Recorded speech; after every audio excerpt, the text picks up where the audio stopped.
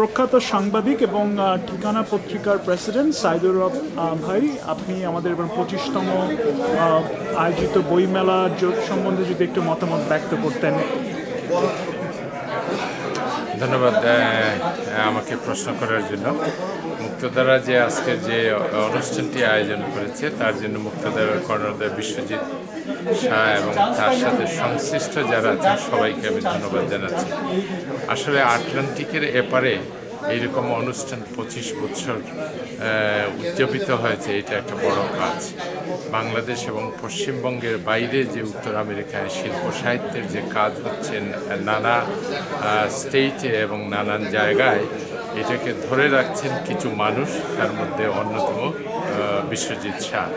আমি আশা করি এটার মানে আরও 25 বছর আরও 50 বছর উদযাপিত হবে এবং আমি তার সর্বাঙ্গীন শুভকামনা করি। ঠিকানা পরিবারের পক্ষ থেকে তাকে সাধুবাদ জানাচ্ছি এবং আমি আশা করছি ভবিষ্যতে আরও বড় হবে অনুষ্ঠানটি এবং আরও বিস্তার হবে এবং বাংলাদেশ এবং পশ্চিমবঙ্গ এবং উত্তর আমেরিকার লেখক সাহিত্যিকের মধ্যে একটা যোগসূত্র স্থাপিত হবে। আপনাকে ধন্যবাদ।